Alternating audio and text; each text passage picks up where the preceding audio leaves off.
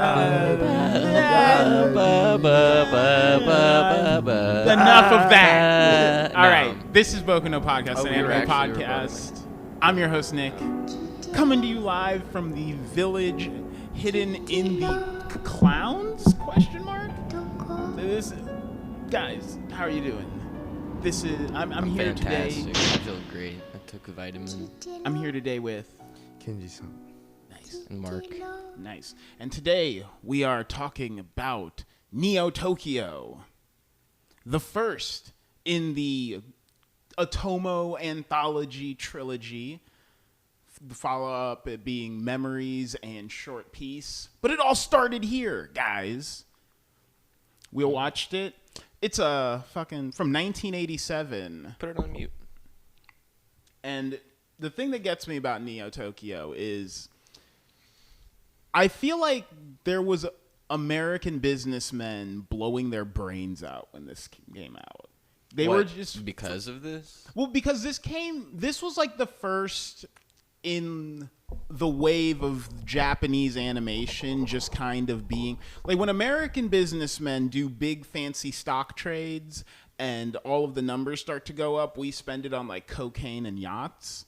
And I don't know why, but for some reason in the 80s when the Japanese economy started to like really kick people's dicks in, and it was getting people terrified. People were scared. People were like selling their houses and stuff. They were like, the Japanese are coming for us. We're going to lose this.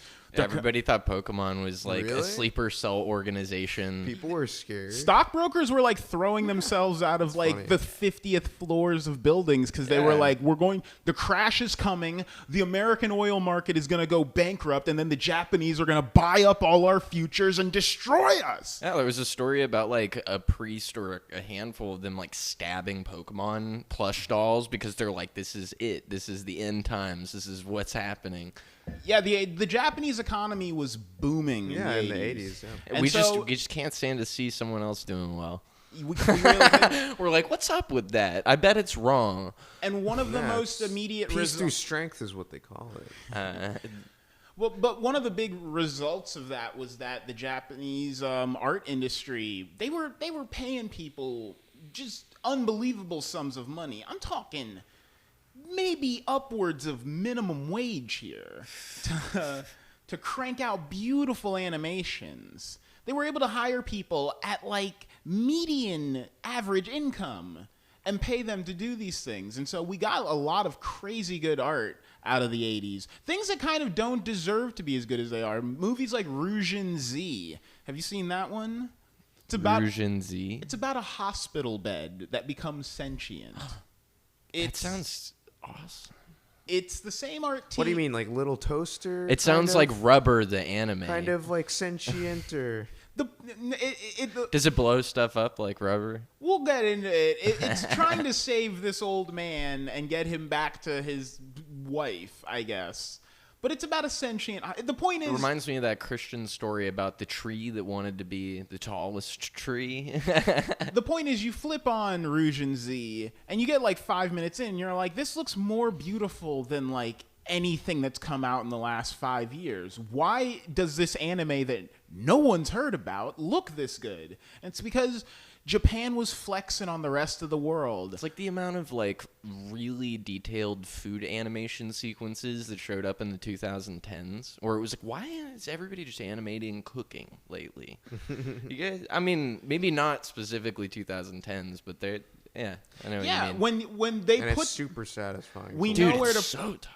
It's changed the way that we handle action animation too. Now shows will like hold their load. You'll have 2 episodes of basically slideshows, because they know that in the 3rd episode they put all of the budget. There's been one man in a cellar cranking away frame after frame since the season began, so that you can get your big highlight moment, your sakuga. I think George Lucas has kind of proved to us that that kind of like cyclical formatted thinking is not the way. Because things are going to get bad eventually, you know? Maybe, but... well, I want to get back to our topic at hand, Neo Tokyo. So it's an anthology, as all of these are. It's got 3 directors. The first one up is Rintaro. This is the guy that ended up founding Madhouse. So, from this we get, the people that gave us Full Metal Alchemist, the people that gave us Redline. Mm-hmm. Full Metal Alchemist was Madhouse? Or Full Metal Alchemist Bones. Bones. I'm always mixing Brotherhood Bones and is Madhouse. Bones. They're both Bones. They are. I'm always mixing Bones and Madhouse up. That's funny because Madhouse definitely stomps Bones. What? No, Madhouse is good. They're both amazing studios. Maybe not stomps. It's ridiculous. Madhouse is just more. Madhouse animation is just more fun to watch, if you ask me. They've got some bangers. As kind of a blanket statement. They have my favorite show. They've got Paprika. They've got Perfect Blue. They have Hajime no Ippo. They've got Cardcaptor Sakura, and they've got Hunter x Hunter. But the list goes on and on. Wait, Madhouse. Yeah, Madhouse. Wicked City, Hulk. Yes. Planet Hulk? I didn't know they Planet did. Hulk? Whoa, that sounds really out of place. That seems very strange. I don't know if I agree with that. I don't know if that's a mistake. Yeah, it's like finding out the guy. What's up with? I see Iron Man. It's like finding out the guy who did all the Saw movies also did Bridge to Terabithia, and you're like, okay. But yeah, it does make sense that the man who did Hunter x Hunter is on this, because heavy carnival imagery, guys, in Labyrinth, our first short. It's supposed to be about like being in a little girl's mind. Yeah, she's just like running through her house. Well, it's like a child's mind is constantly wandering, and so too does this little girl and her cat wander. I don't know. I when I say I don't know, I don't mean that I didn't know what was going on. I mean that I'm not cut out to do hardcore analysis of this stuff. But it's fun. It's beautiful art. I mean, it's like it's super like abstract. It's surrealism in a childlike state or whatever. So it's pretty. She's wearing like Jinko jeans, which I really appreciate. She's wearing like a mammoth pants. She's wearing like trip pants. Yeah, right. It's literally called mammoth jeans. She looks like she's about to Wu-Tang to rave music. Right. Like she's been practicing her shuffle. Yeah, right. She's been listening to East Stylers. I mean, she's now like rocking neon and black, so that kind of takes away from the illusion. She must be wearing her dad's pants or some shit like that. I do like the clown's fucking get up though. He's like, what's with the clowns? Got nothing special. Does Japan love clowns? I don't know. Because Russia loves clowns. Italy loves clowns. I think Japan likes clowns that don't seem like regular clowns, but they're actually nice. I feel like a lot of the time when I'm watching, like, at least, like, animated films from Japan, like, there's a lot of weird misdirection. Yeah, and then, you know, in the end, you're like, the cloud was the spirit of a river you lost your shoe in when you were, like, 6 years old. You love the clown. The clown is your best friend. And you're like, okay, jester, fine. Like, yeah, whereas, like, in America, the clown is always, like, the embodiment of the unfulfilled rage of a woman that was molested. And because we got John Wayne Gacy, man. We got it. Well, clowns are tortured to us. And in Japan, clowns just kind of do their job. Yeah. You know, like, this clown he seems weird, but he's pretty normal. When you say clowns do their job, I'm imagining them just, like, putting on the orange hair and, like, clocking in and going into a fucking mine. What do you think a clown from Japan is gonna do? Dusty clowns climbing in a clown car together with their little pickaxes. What do you think he's gonna do, commiserate with other Japanese clowns? He's gonna do his job. I've got to do my clown shit. I've got to be on my clown shit as an example for the kids. I've got to go do my shift at the circus today. In Japan, like they're always off-putting at first, is what you're saying. But honestly, maybe that was something that happened between the time that Midori takes place and the time that this apparently takes place, because Midori was like carny shit. This is a circus. This is a fun time circus. It's a dark circus, but it is nonetheless of a higher budget scale. So running through it, the girl in the high-waisted pants, she's running through her house. She gets her mom's lipstick. Great shots of some lipstick. She starts eating it. I wanted to. Oh my god, I would have taken a bite. It's like, fuck, man. I want to draw whiskers on my face and eat that lipstick. And then we get this sick-ass shot of a cat running down a hallway that I was like, man, this thing's fucking dank. This cat. It's like that angle, that it's like that video game third person Gears of War roadie run angle. Yeah. It always, you give me like a dragon flying or a bird flying or a cat, you give me anything. You're immersed. I mean, I'm in. that would I'm like all in. I'm undoing my belt buckle. And yeah, so the cat's running down the hallway. and they end up in like this ornate room with a bunch of shit in it. It's like a grandma room, pretty much. But what do you make of what the mom says and the shit? You know. Oh, the clever. It's like, oh, your father named himself Sister. What was his? What was his Sister, name? no, Cicerone? the girl's name was come up with by the father. She was like, your dad named you Cicerone or whatever like that, and she's like, very clever, isn't he? And I didn't understand what was clever about it, but I don't speak Japanese. That scene alone was depressing. I have written down. because it's like is her something dad about, not around? Something about like a poorly lit, sunlit room, you know, like an evening kind of 4 o'clock vibe. Just, you know, this orange tint, kind of like depressing. Very average day kind of feeling. And the mom is just like kind of cooking, but the way she like ambiently talking about a dad that's not there. I have the line she's written like down. hiding under her. She you know? said, "Cicerone is the name your father gave himself." She's like, oh, I thought that was. She says, I think the girl's name is Sachi, or the cat's name is Sachi. The cat's name is Sachi. The girl's name was what they were talking about. But she says, I mean, I watched the English dub though, so it might. We watched the. Oh, there's a dub for this? Yeah, no, it's actually really good. That's sick. It is. It's I was like, very there's no good. way there's a dub for this. I didn't expect there to be, but you guys know me. I'm a little dub slut. I'm a slut for some good dub. I'm gonna bring a bitch over to my house. I'm like, bitch, you want to watch some good dub? Gonna give me a head and listen to this dub. But yeah, I have this girl. All of my notes are kind of funny because I was very high when I wrote them. So it's like sick ass running up the stairs shit going on. No, all my notes are very stupid. Like, take on me style adults pass her while she walks down the corridor, turn into cardboard cutouts and fall like dominoes before turning into goop that envelops the frame, and suddenly girl is chased by a trolley car full of skeletons. Yeah, I have You're like, I have okay. ghost dog running down the alley while the memories of people pass by as 2D cutouts. The girl laughs as the black ink envelops the world around her. Yeah, that shot of the buildings walking is literally under here as sick frame of parade of building monsters. Yeah, You're like, yeah, I remember. But yeah, I have hard cut to a land of gigantic carnival lantern monsters. Yeah. This imagery is great, though. It's beautiful. It looks like It's something out of fun. The Mist. It's like if you were in The Mist and you blew the mist away, this is what you would see. It's very fun to describe in retrospect. Yeah. Like, I do like Rintaro's getting in my brain. Yeah. It should be a fun one for the listeners to just be like, I have no idea what's going on in this, but it's all there. Oh, the girl's name is Sachan. I have Sachi and Sachan as different things. So they weren't talking about the dad naming the girl. They were talking about the dad naming himself. She said Cicerone is the name her father gave himself.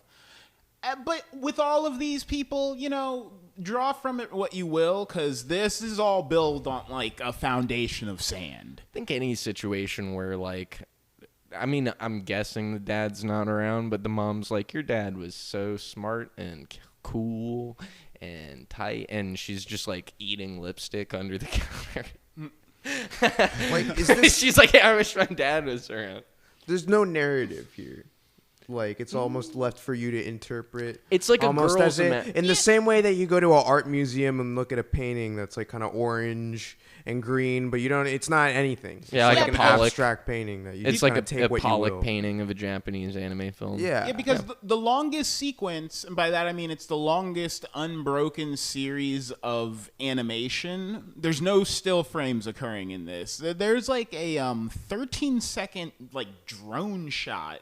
It's like a VHS style security camera drone shot chasing this clown down the hallway. Oh, yeah. Because it was 13 seconds long of pure animation, I have to believe it was the most expensive shot of the entire animation. And it looks badass. Actually, it's at the top of the page. I have that under bonus level sequence following Clown's Shadow through Labyrinth with lit blast beat bonus level Sonic music, which basically it was. It was tight. I'll try to drop in the music right here. Let me make a marker here. But it is a fun sequence, but it is like, I don't know what's going on here, because it's very disjointed from everything else while being clearly the most expensive part of the entire animation. Well, there isn't, I don't know, I feel like there isn't a strict narrative to this because it is like a kid imagining someone that doesn't exist putting on a show. So it's like, of course it's not going to be like interconnected and shit. Like, if this is supposed to be just bored as shit. Yeah, if this girl is supposed to be using her imagination, we shouldn't expect to see any very well-crafted narrative in things. And that's kind of what I like about the animations, especially the second one. I mean, like... Yeah, we're at the end of this one. No, the second one was just tight because it's like, I couldn't make sense of it. It's just a continuation. Yeah, I couldn't make sense of it the first time I watched it, and the second time around that I watched it, I was like, I don't think I'm supposed to understand. Yeah. Like, we're talking about The Running Man by Yoshiaki Kawajiri. This is probably my favorite one. This was your favorite one? Yeah, this was. Oh, dude, the opening sequence, the like fading, like you see like the interface of like a dashboard of like a I see that on so spaceship. many like lo-fi like playlists. Oh, like dude, loops yeah. and shit. But the cool thing about this that was different than most of those is like the transition for it kept fading in and out of black, and it was like the coolest shit. It reminded me of the way that like if you're driving at night under streetlights, like light passes you like over you concurrently, like in a tunnel or some shit too. Yeah, very cool. Why is the display in the spaceship in French? I was wondering that as well. So Jack Hugh is the main character, right? Yeah, Zach Hugh. Hugh. I love this. You know what's funny is I love this one, but like very anecdotal polling, but talking to some people online, this was like consistently most people's least liked segment of the three. Really? I didn't. A lot of people saw this as the weakest one. I didn't like the animation as nearly as much as the other ones. I think not that you didn't like people that just look like they're in pain existing. I love that. Yeah, where it's just like never-ending pain. Yeah, it reminds me of suffer hatred. His face reminded me of the robot from Big O. When he's in you know what I mean? The one that's like, it's got like a fucked up ass face. Dude, he's in there. He's in that car just taking G-forces. Bro. And you see them zooming in on the dials and the gauges so you know everything is like going hard as shit. And you're like, astronauts don't deal with this. What is going on in there? It begins with it saying life functions critical. And you're like, okay. Like, I'm all right. He's like bleeding and shit. Yeah, take me his there, eyes dog. are bloodshot. It says his life eyes functions. roll to the back of his head every time. So there's at the crack of life functions terminated appearing on his screen, he awakens, and our boy awakens in a cold sweat, and it's. And like the narrative from there is kind of taken from the perspective of a reporter that's trying to cover Zach Hugh as like a story, maybe posthumously. He's like the story of Zach Hugh. Yeah. Let me tell you about it. You're not gonna believe. He's like, what this happened. fucker's tough, dog.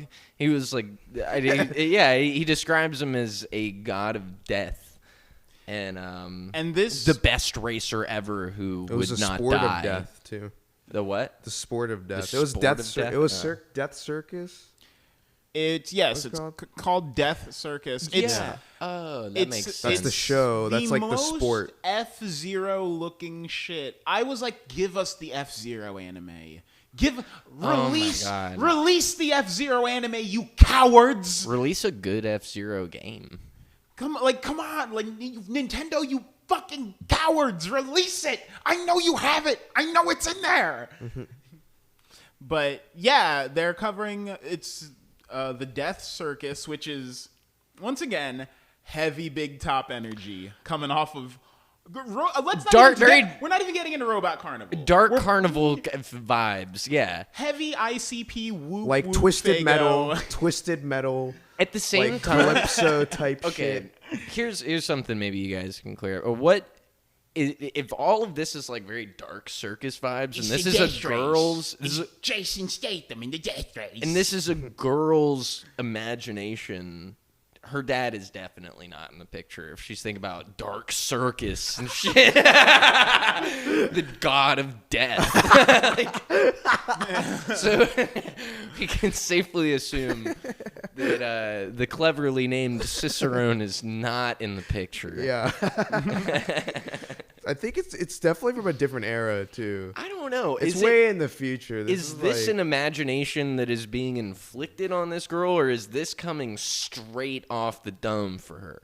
She can't help. Like, is she in the process? Can't help but think these thoughts. Is she in the process of becoming a more fucked up person, or is she making her way out of it by like considering all this really dark shit actually kind of fun?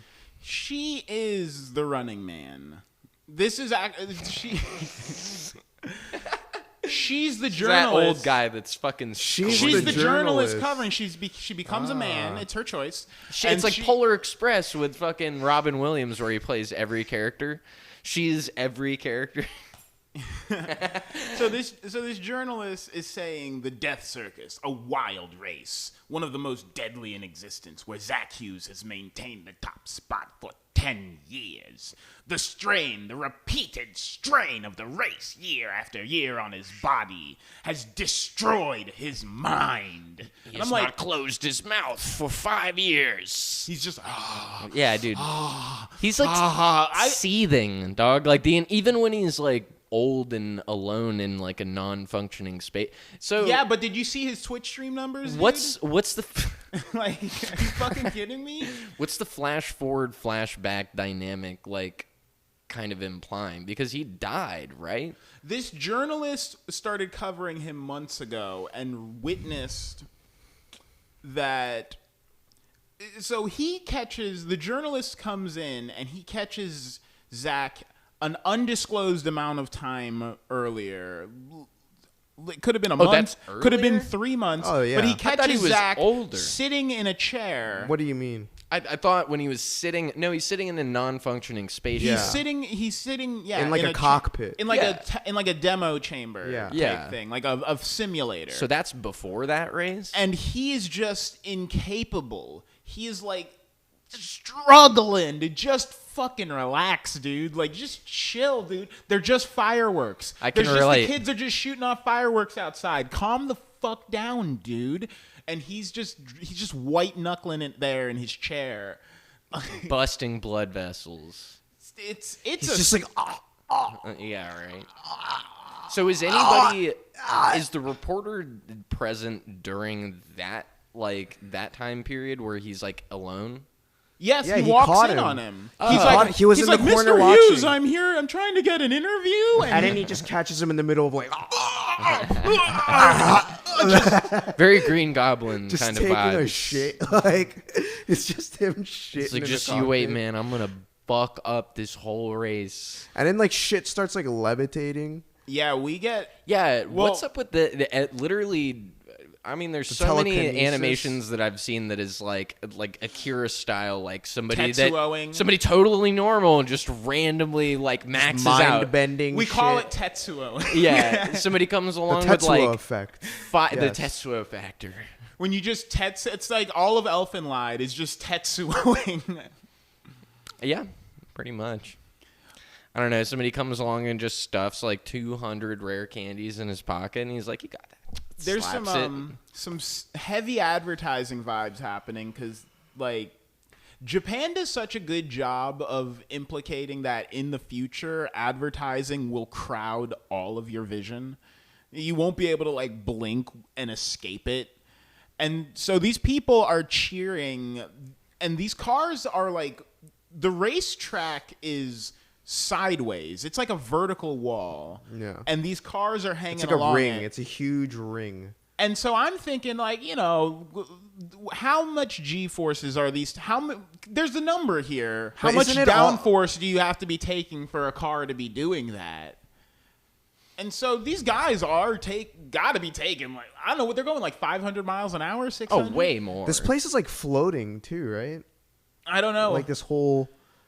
This whole horrible city of This- monsters yeah. cheering for these men breaking. The arena, if you will, is like yeah. floating or whatever. Yeah, I don't know. I was kind of like preoccupied with how angry homie was the entire time, or like just how stressed out just stressed out. the atmosphere of the entire animation kind of captured me in the sense that like Kinda I wasn't paying nearly as much attention as I was to the sequence before that, where it was like, oh, this has all got me feeling very curious. But when I was watching the racing one, it's like, this definitely wants me to feel a certain way. I want you to be stressed the Yeah, fuck out. Zach Hugh is literally just clenching his teeth as hard as possible From beginning frame to end. to the end. Just oh god, I love the neon sign advertising. It makes, because I know that we're not gonna have that. Well, we might go back there. Anytime I see neon's dead, dog. Anytime I see neon signs in the future in something, I'm like, oh, what a time. That's LED, man. Neon is like, I know, like the out. gas-filled tubes.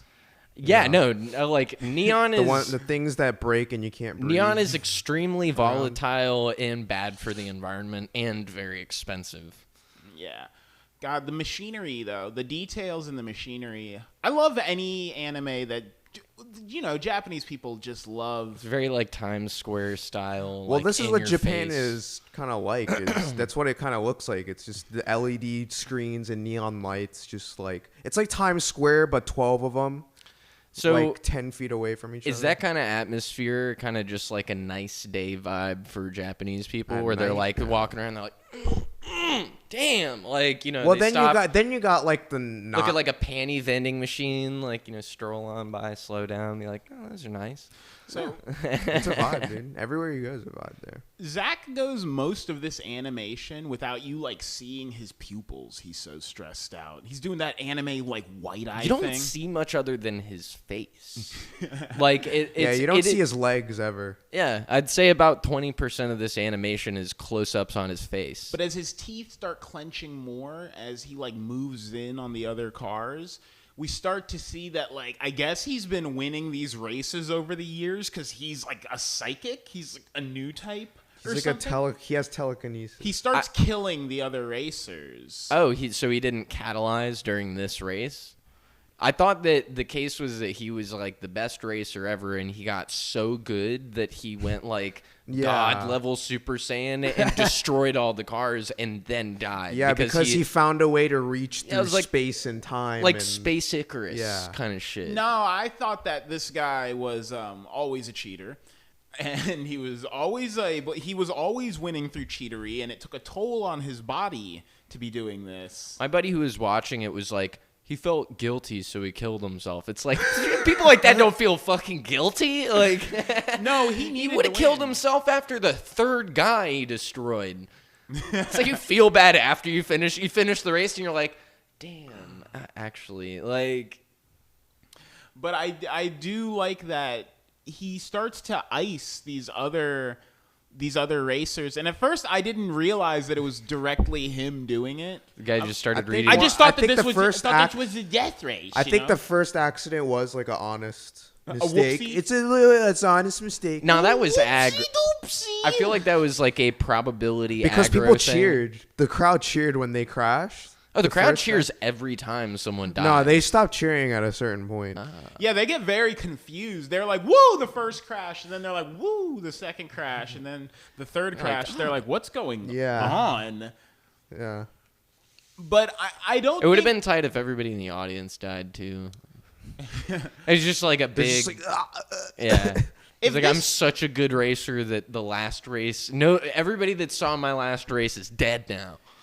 That's what you yell at your stepdad. Yeah, it's like what's that one movie everybody talked about at one point where they're like, everybody who worked on this movie is dead now. Look at this poor sap. Everybody who worked on this movie in the 1930s is dead now. Zach makes the gauges in his car shatter, and then the glass drive itself into his face. That's That's cheating. Homie's like bumping death grips, reading Nietzsche like beforehand.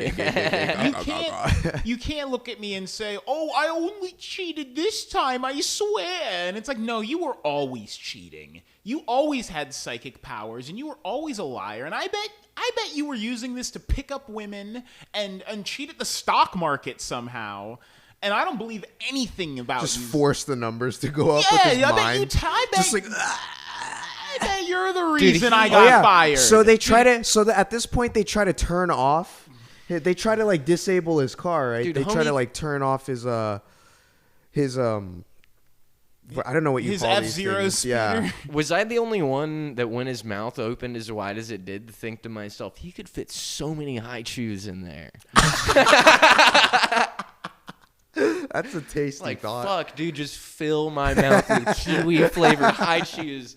Middle of a race, just don't bite your tongue, motherfucker. That's genius. Dude. Yeah, he can fit 50. It's like the guy that died with 42 eggs. He fit 50 of them in there, and then his psychic powers activate, and he's. That's like It's like y'all ever eat 50 high chews lethal at amount once? of high chews. Exactly. I think that's what kind of like kicked everything in motion. He could fit like 10, like 20, 50 tennis balls in his mouth when he I don't know what you bag call that. of biscuits. He started just gaping his mouth. Gaping his mouth. Don't use that word. This guy, You don't like that word? he's so upset. Don't use that word. It's a weird word not to like. This guy's so upset because he's done so much damage to his house now. He's not going to be able to, like, get His house. His His car. His He's a homeless racer that was the best ever. he Like, lives in his car. Racing in a car. he's like Ricky. Sometimes, and then this poor sap, the guy that gets ejected out of his car and thrown through the windshield. Of Bro, the I other love car. that you see his face mangled before it fucks up everything. Yeah, like you really see him hit the glass face first. There They is really not- went into the physics of how a human would. smear. Yeah. there's not a single frame of like unnecessary violence that isn't covered by this. You're getting misery at 24 frames a second. it's tight. It's fun. I don't get why this is the weakest performing. I think this is the strongest and most coherent. I mean, I think it's definitely the most. Construction Cancellation Project is my favorite, but I Yes. Yeah, I actually. think I want more Construction Cancellation Project even now. But we'll get. I guess. Do we have any final thoughts on? I think I don't know. To me, this one is the most aesthetically pleasing. I think the in my greatest opinion. effect of this like part of the film is probably just how deliberate it is, because everything else does kind of have a haphazard, like not thrown together nature about it, but it seems a lot more surreal, where this just seems like a snapshot of a period of time. You know what I mean? Yeah. It's like this. It's like heavy metal. Yeah, exactly. It's like this is what happened in this period of time, where the other ones are kind of like stream of consciousness, or directed by stream of consciousness. we'll have to get into the rest of. We gotta talk work. about the end where he like goes till he dies. Yeah, You know, well, he after he wins the race. So he continues just destroying every single racer one after one. You know, really just hitting But then the he cheat starts codes. he starts seeing like himself, bro. yeah he's like The racing ghost of himself. himself. Oh yeah. So he destroys all the other racers. He's slamming those cheat codes in, and he sees something coming up behind him, and he's like, "There's nobody else here," and it's him. It's a blue shell. It's him, and he passes him. So I can't tell if the first guy that passes him is supposed to be him. Yeah, that's him, and then after that, he gets passed with a sick triple cut of They picked it up from Steven Seagal at the time. Yeah. It was like a Steven Seagal punch where you see the driver pass by the exact same way 3 times, and then a bunch of other ghost racers pass by him, at which point... He thinks he's losing. He's like, I'm losing so fucking hard right now. No, I think he's like angry guilty. Where he's like... Angry guilty? Yeah. 'Cause about he's how like, fuck. he had to I think he's cheat to horny win. hungry. Almost. Hey, he just killed all those people that probably would have beaten him if he hadn't killed them.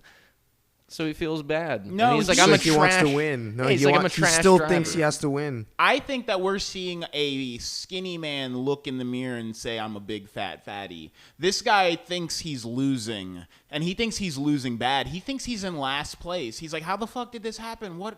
I thought I'm working so hard, my nose is bleeding, but I'm somehow... No, he's like, I gotta go faster. He's looking at his Sonic the Hedgehog. Just like- He's looking at yeah. his little Sonic the Hedgehog sticker on the dashboard, and he's like, "Gotta go fast." Yeah. And he's putting Gotta go faster.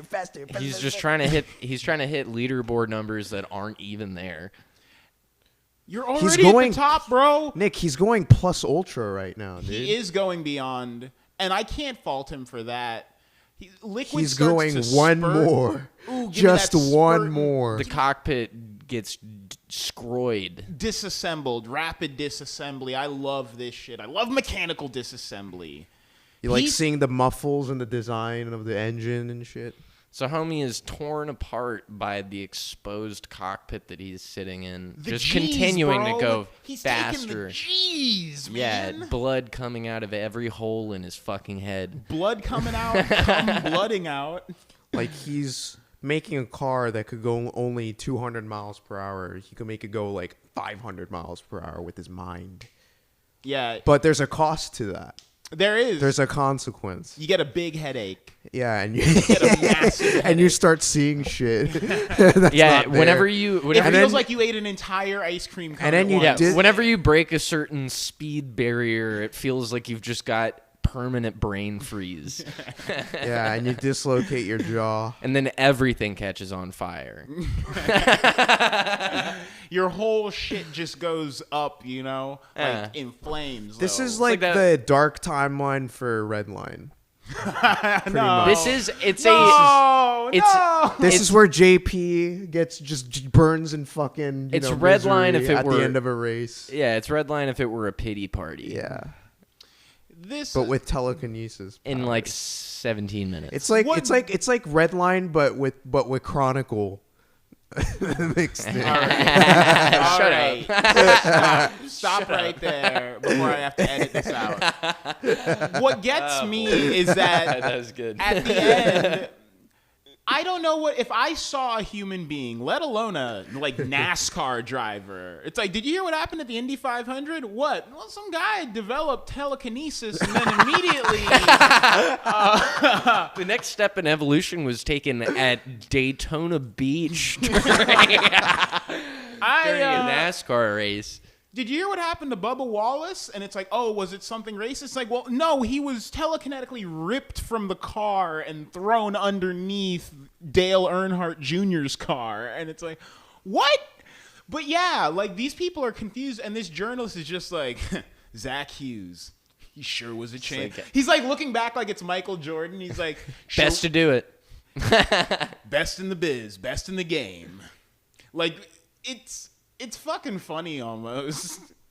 But it's trying to He be seems hard-boiled. like he's the only one that doesn't. I mean, like We were all hard-boiled in 1987. I get it. I'm sure he has some mild sense of empathy, but he's a fucking reporter, man. He's here for the facts.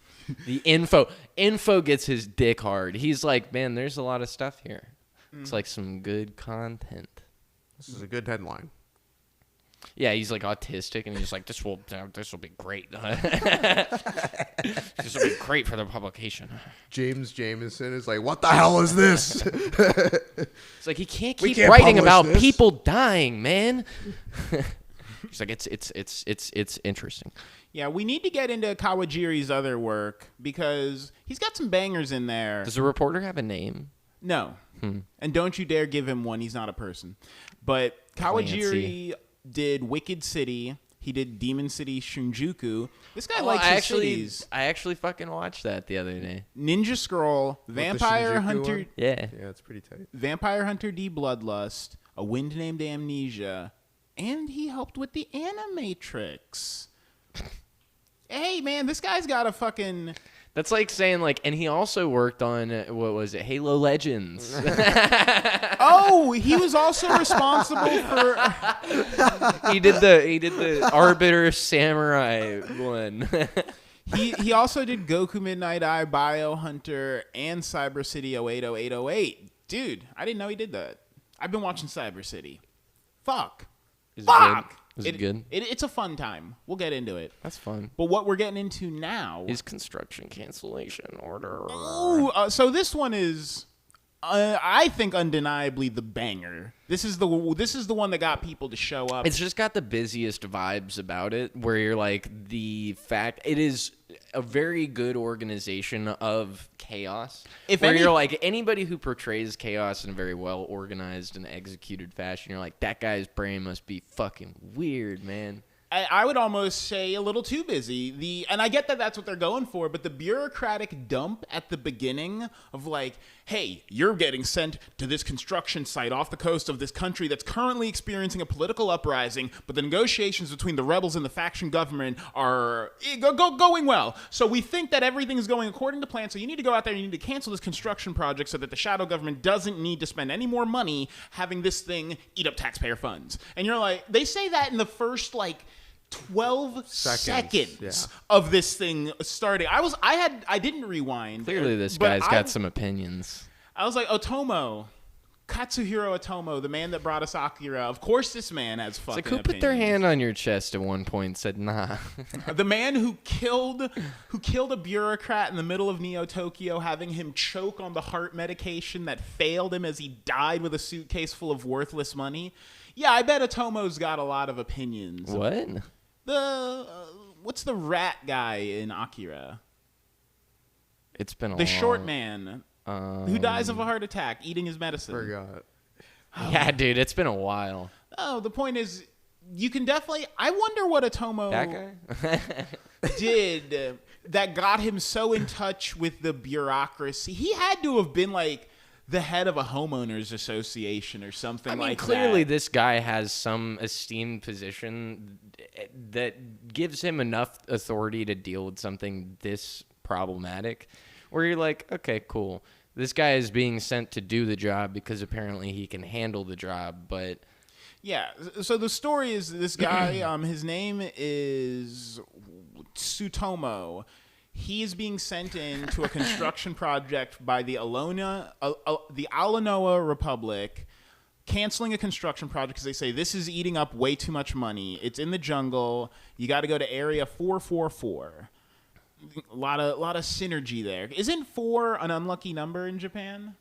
444, I think, has some like significance to it. Isn't the character for death and the character for 4 like very similar or something like that? Not really. I don't know. Not really. But I mean, like, I've heard of stories where like paranormal shit happens at like 4 o'clock. Usually, when I hear about ghost stories. Yeah, 4 in is Japan. like the witching hour. Yeah. Or Boss whatever. Roland But doesn't. isn't that in most cultures? I thought. No. Yeah. I thought that was in multiple like stories where 4 o'clock is like a hot hour. No, that's a Japanese thing. Apparently, 444 is a number of protection and encouragement. So this guy goes into the jungle. He's riding through these boats. I want to just say here that you get a 1 minute in and you're like, oh, Katsuhiro Otomo was in charge of this. It's got his style all over it. These people look... It's funny, like... It looks like it's in the same universe as Akira or some shit, you know? It's the rounding of the faces, the details of the buildings, the way that he grids out buildings. Well, also, like, the fluidity of, like, the way he's, like, throwing the suitcases at the robot. At the robot, the, like, hang time of something in the air after it hits something else. You know, like, that's, like, 80s, 90s style shit. It's just, this plot is so interesting of this construction project that we started in the jungle with a bunch of automated robots. No one has like actually been here to see what's going on in a very long time. So we're just going to send in as little as possible one dude who's going to become the new foreman, Tsutoma.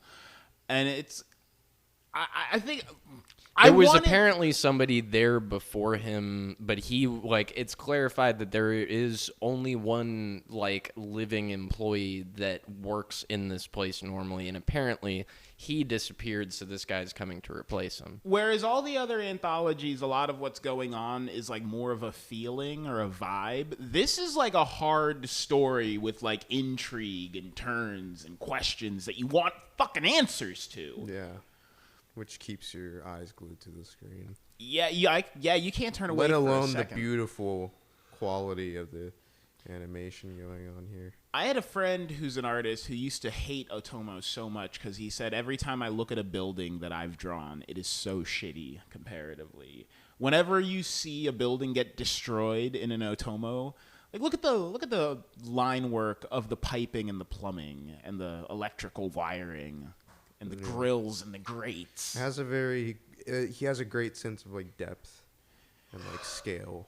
Yeah, it's like someone in his family used to install the sprinkler systems at construction sites. You could tell this is something. a memory in his head where he might have been in a basement somewhere. The shelves are packed. The floors are dirty. I don't know. The walls are packed covered. Shelves is a common thing I see in anime. In Totoro, for example. The house, the dad's room or whatever, it's full of stuffed shelves. It's I don't know.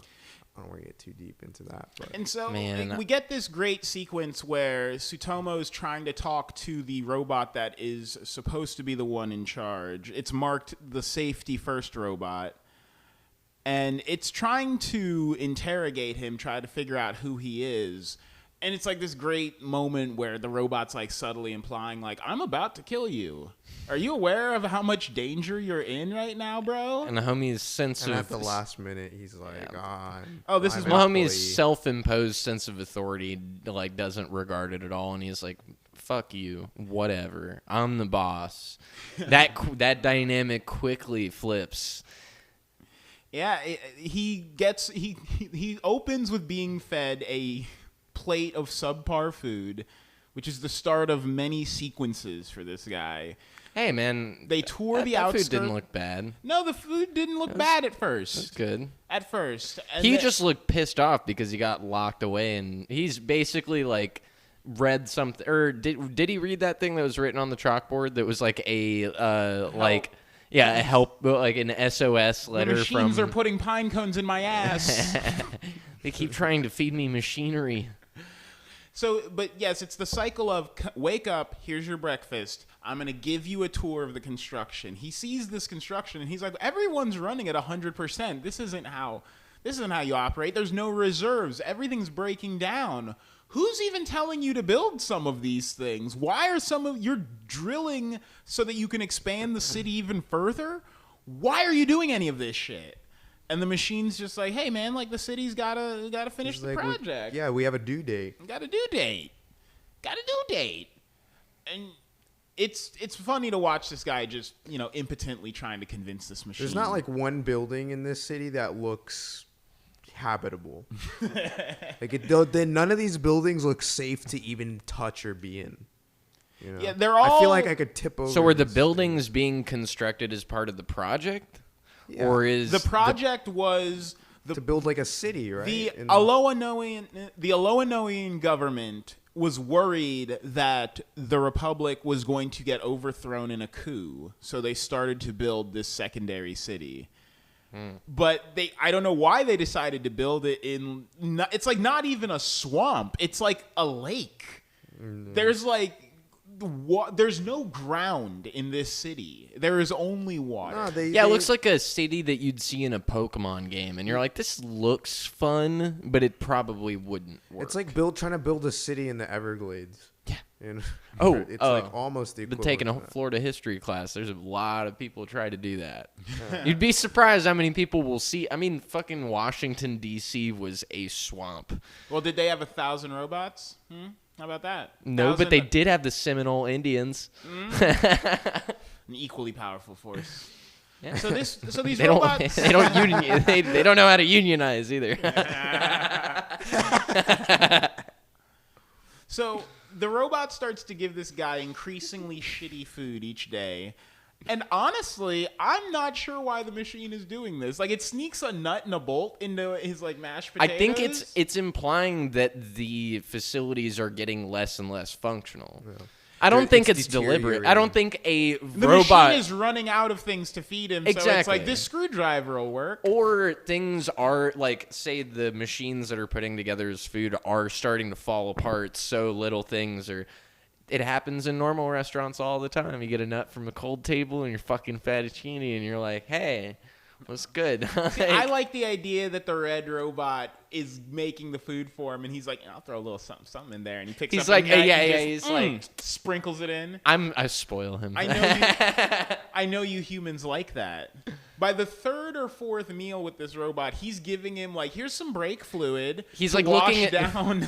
He's looking at the good food that he's. Yeah. He's looking at the good food that he's serving, and he's like, I really should serve him something better. So I ground up a motherboard.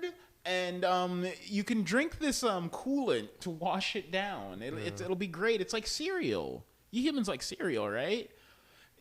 And Tsutomu he's fed up with it. He's like, I've got to get out of here. I'm gonna fucking die here. I'm worried for my life at this point. He's like, I'm hungry. I'm grumpy.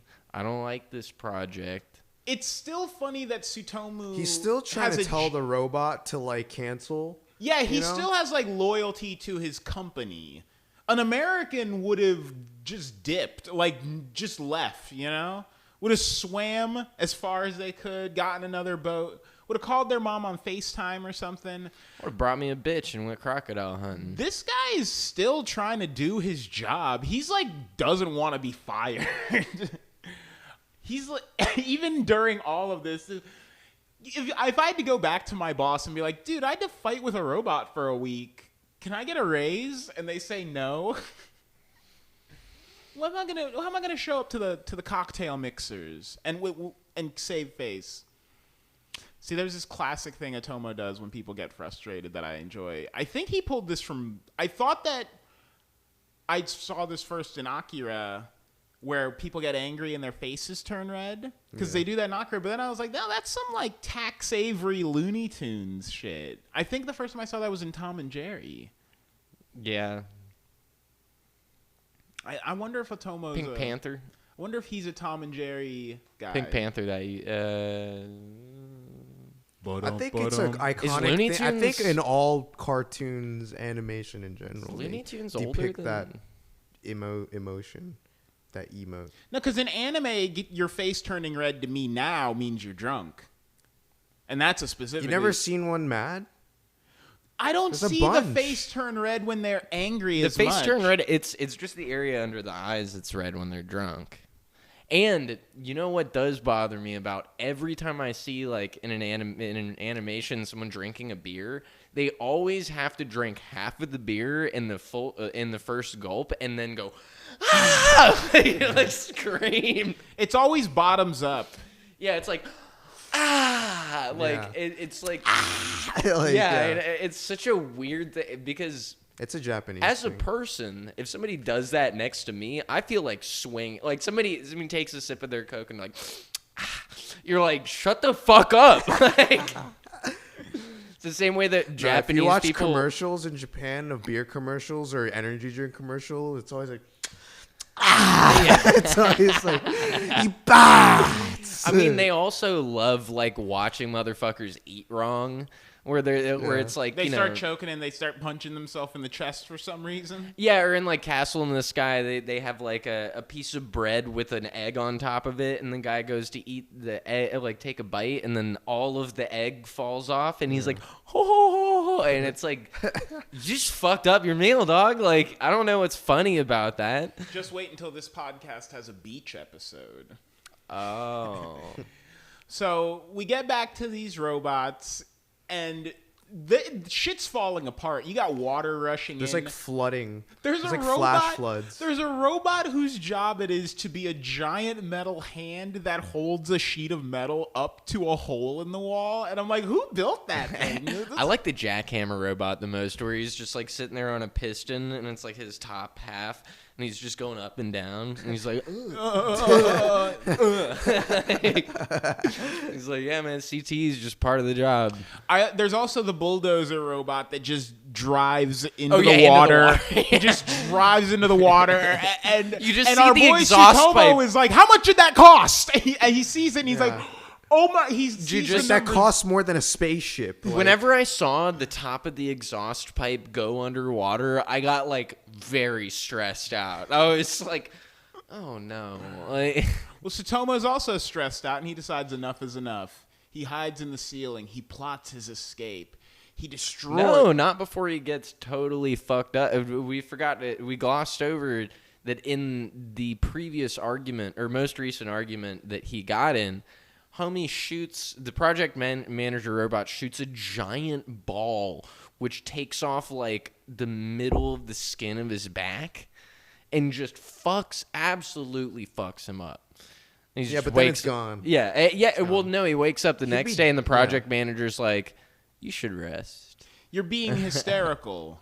Yeah, you seem tired. I'm just going seems- to lock you in this room.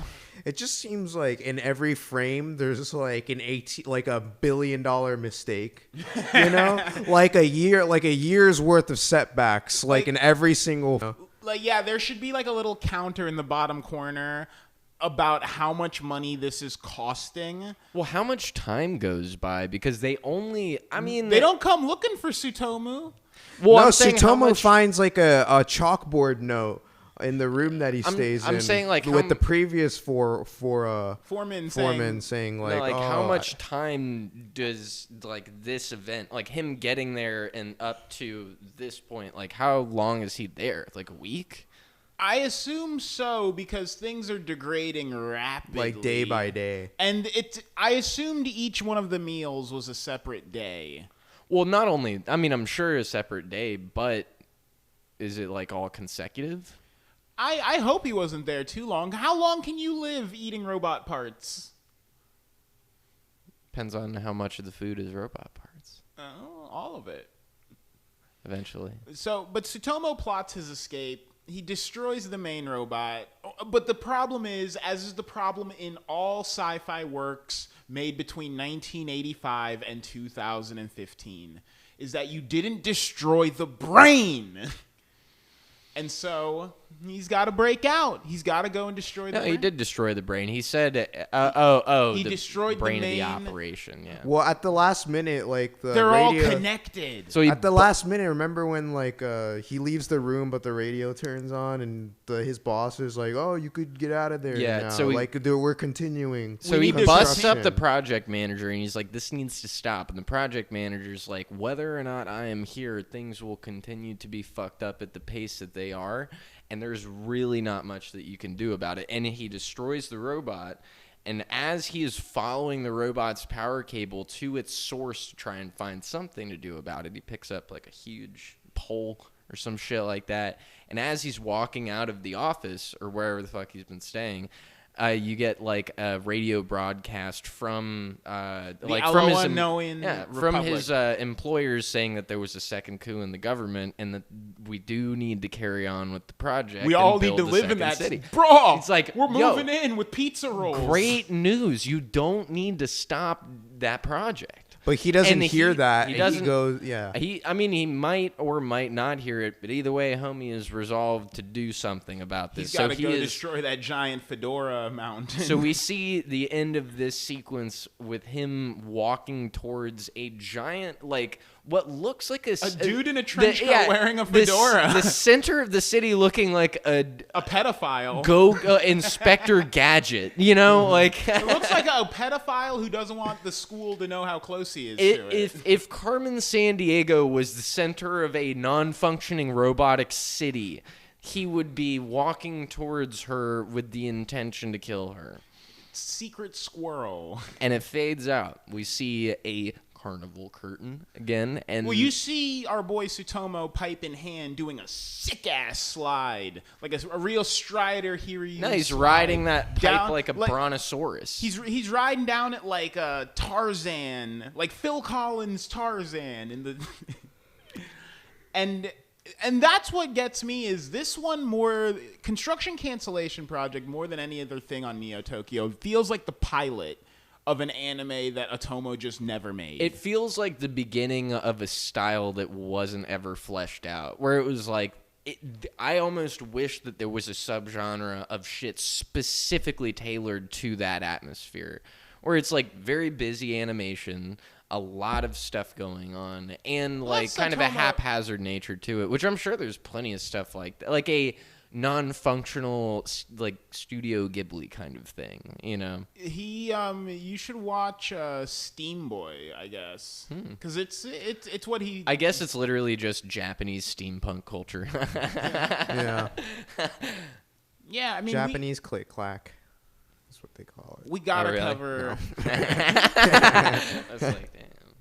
We do have to cover all the Ghosts in the Shells at some point on the show because they Ghost do in that. the Shell has kind of a different vibe about it. It's more of like a anatomy of the soul kind of thing, where instead of focusing on The task at hand. it's more of like an introspective operation than Construction Cancellation Project, which is basically like, look how fun it looks when all this shit is like happening at once, you know. Yeah, I mean, Otomo loves his like weird procedural stuff. Even going into Memories, when you see them loading that cannon shell, and he's just having so much fun with it. Too much fun, some might say. But makes Wes Anderson look like a dumb bitch. But I really enjoyed this. This is definitely. I had someone say one of the hot takes I heard about this. Someone said this is better than Akira. I was like, hey, pulled that take right out of the microwave and popped it right into your mouth. That's hot. It is. I burnt my roof on it. That's a little too hot to believe almost. This is a very consistent story, though. It's definitely got like, you feel for the guy. You come in, you don't know who he is, you build rapport, and you're left with intrigue. It's everything you want. He's a civilized guy that was turned into a savage bent on disassembling the establishment, man. Right? He's never going to go back to being normal. We don't even know if he's got a wife and kids. We don't need to know any of that. I don't think that's it's not important. I think in this situation, it's very much a Sleepy Hollow kind of thing, where it's like, who fucking cares what this guy's backstory is? He's just some dude. I want to know everything about him now because he had to step up. Man, it's so. I want to know about the previous foreman. I want to know about this Aloha. You do know. Well, you don't coup. know, but you have an idea of what the previous foreman. He obviously made it like a little bit of the way. This guy clearly wants to overthrow Japan. He wants it more than anything. You know, the previous foreman has a wife. Yeah, because he wrote to her. Yeah. So she's not looking for him, which means she belongs to the streets. And that's fucked up. She belongs in the Alanoa Republic. She's part of the coup. She's having her own little coup. She belongs in the streets of Construction 444. Man. I wish cities worked like this. We just had Jacksonville robots building out our city, doing the work. Doing the hard stuff. You know, it could work in this city. Well, I guess that's been Neo. Oh, hey, no, we oh shit, fuck. We we didn't talk about the ending, like the closing sequence. Yeah, the Dark Dr. Seuss. Yeah, so like after all this, you're like, wow, what a bunch of morbid shit. The clown pops out of like the carnival curtain and he's like, hey, what's up? Did you like that? It's pretty tight, huh? Right? He summons some of this. He's like, I got some black goo for you, girl. Yeah, and all of his shadows turn into weird goop and then they turn into monsters. But then the monsters put on a show. They put on a show for the girl, and the girl gives the clown a hug and says, thank you, clown. And they start the big top vibes. They go on another building monster parade. Yeah. God. And there you go. I've never. No, they enjoyed... like disappear into space. They're like watching TV. What's up with that butt sound mouth door intro and outro being so kind of like the monster door in the beginning with all the like sounds. At the very end, it's literally the same sequence, but they like back Rain. it out. Maybe rain on like cobblestones. I thought it was dream noises.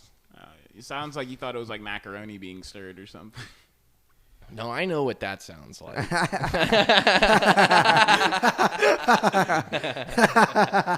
I thought I gets pussy. I want to love the carnival again. I might watch Greatest Showman after this. I might try to figure out what Barnum and Bailey was really about. Because I don't know why these circus vibes are so heavy. But I love this shit. I really want to watch Short Piece now. Because that's the other one that's the final one. You should let me access your library. No. Can I do that? No. You're gay. No. You suck. Maybe. I don't know. I wonder if there's a way that I can host movies on the Plex server and just let people watch them anywhere. Yeah, just like an RSS feed. And just be like, just hey, give guys. me your... I mean, that free would, movies that'd be on tight. our platform. I mean, that'd be I tight have for the show. unlimited internet now, so... So that was Neo Tokyo. I think that this is worth the watch. It's only like 49 minutes. It's a brisk ride. It comes, it goes. It doesn't overstay its welcome. Is anime still putting out like little nuggets like this? Like short stories? Little short things, high production Not value. like I don't know about High budget. Not as good as this. I don't Can know we do about Robot any of Carnival that. soon? Some point, yeah. I like Robot. Robot Carnival's got like a very similar vibe to it, But we've been doing these blasties from the pasties for the last couple weeks, so we gotta get something that the kids can dance to out there. What about some? That's why we're doing Attack on Titan next month. Oh yeah. Yeah, we're gonna have a little snack on Titan. I'm gonna have a pop my cherry moment with it. I've never consumed any Attack on Titan ever. Now we have a reason to watch it again. I would rewatch Makes the whole the show show again. more That's fun. that good. It's that good. It I would is- rewatch the whole thing again. If Attack on I Titan would be does, excited. if to do season that. 4 of Attack on Titan does what everyone thinks it might do, Attack on Titan There's a trailer will out be for the it. only thing that could possibly unseat Mob Psycho 100. Attack on Titan will go down as being one of the best animes in the history of time, Was season based 2 on of what Mob Psy- happens in this season coming up. Season 2 of Mob Psycho that good? Season 2 of Mob great. Psycho is perfect. I have. Hell yeah! I got something to do today. It's absolutely I perfect. thought you already watched that. I watched the first season. It's maybe not perfect, but it is. We won't get something like it for another 10 years. But It's what Space Dandy should have been. Attack on Titan, however, Space Dandy is so bad. Space Dandy I is can't watch more than 5 Fucking episodes. garbage. Attack on Titan changes anime. If Attack on Titan does it, It's will, like the Game of Thrones. It of will be anime. it will be anime's Game of Thrones moment. Absolutely. See, that's why I ended up staying away from it for so long, because it's got the same kind of backing to it that like people that talk about like Doctor Who and Game of Thrones. Well, you do, hate so it's- anything that people care about. That's Look not who's Studio talking. Ghibli. Look who's talking, motherfucker. You hate everything that people like, No, it's not true. or at least you used to. No, I you like- still do it. I like He things, and then other people start liking things around the time I'm done. He with said, them. I hated this before you, so you don't get to hate it because I like it now. It So can't fuck be, you. It can't be the other way around. He's like, I can relate and empathize completely, but go fuck yourself. He's like, it's actually good. It's Isayama might I don't be doubt it. the best storyteller in anime since this might be the best story told. Not it's Aesop. I don't know what's got as much of a like what gets you like this. The Canterbury Tales of anime. Yeah. Hunter x Hunter does a similar thing where it's long, but when you get past a certain point, all of the length starts to play into it. Yeah. Gintama is another one I've heard this that I haven't seen this, but I've heard Gintama does it where when you get to the end of Hunter x Hunter, at least the anime, it justifies being as long as it is. Oh. It happens in a way where you're like, wow, that took like almost 200 episodes, but in the end, I see why you needed all of that. And an Attack on Titan does that better than almost anything I've seen in my entire life. That's what I'm hoping for with the new Ava, because that shit. Eva's gonna let us down. That's my hot take. I don't think that's a hot take. It's gonna. Yeah. I think that's a dish best served cold, just like the thing itself. Yeah, keep your expectations down, sort of deal. And That's kind of what the purpose of that series is don't expect any. Yeah. It's like, don't expect too much out of life, because it's all gonna fucking end with the third impact. You know what's funny is if Get a good picture. If Nier Automata had not freshly blown my mind just 3 years ago, I would have firmly been in the camp that my mind is unblowable at this point. I would say that there's nothing that they could put in the next Evangelion I've that heard could somebody blow say that about you. my mind is unblowable. No, that you are unblowable. I can't suck that man's dick. Oh, Nick, he's unblowable. That penis trash. He just won't stay still. He has a trash penis. Said you can't blow a penis like that. But It's impossible. But I think that our minds can be blown still, and I'm open to having my mind blown. I'm ready for it. I think we need it. I can't wait. It is fun. It's December 7th. Man, it's getting close. We almost didn't get it this year. Yeah. Is a whole season coming out at once?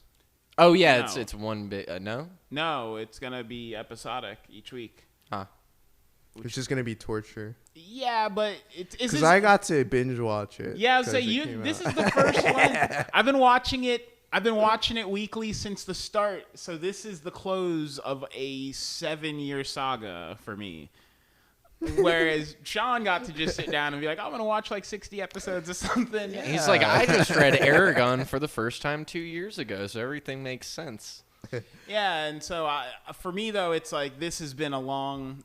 I've needed to know what's going to happen. And I'm anime only. I started to read the manga, and then I was like, you know what, I can't. No, because the anime is so good. The anime translates the manga so well. You could always read the manga after. But I don't want to risk spoiling myself for anything, so I had to abandon the manga. I'm anime only, so I need this to finish. There's more riding on this than anything else this entire year. The only thing I've jumped ahead and tried to get to the manga on was that show, The Promised Neverland. Oh yeah, Promise Never. Did you watch all of that? Yeah, no, honestly, I've been.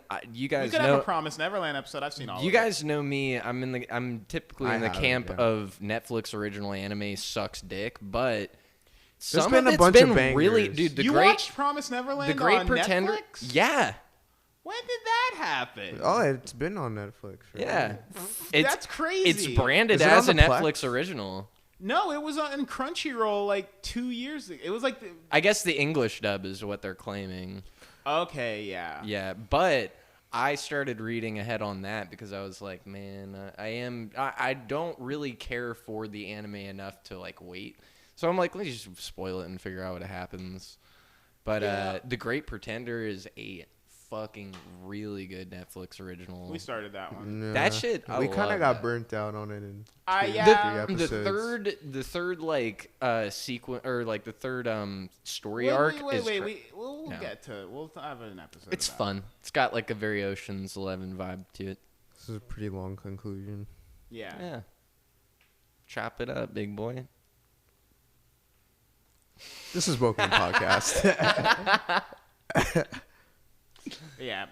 Yep. So next week we're going to. Well, next episode's going to be the Trigun episode. That's coming out. We're going to be finishing that, and then, yeah, check out the site. It's bokunopodcast.com. If you're hearing this, get in there. Fucking feel around. Get your Check out the Patreon. there's that too. But get in there and get your fingers in there. Because there's a lot going on the site. There's fun to be had. There's the galleries there now. There's the largest gallery of horrible shit on the internet. It's not really, but it's getting there. Should try to set it up like homestarrunner.com. That's a stupid thing you just said. It's a joke. You should feel bad. It's a joke. No. No, it wasn't. Jokes are allowed to be stupid. You can't say that was a joke because it wasn't. It was. No, it wasn't. It was. I've been following jokesters on internet. I've been getting back into Homestar. That would be funny. No. This has been Boku no Podcast. Okay, catch y'all next week. Good job. Take care.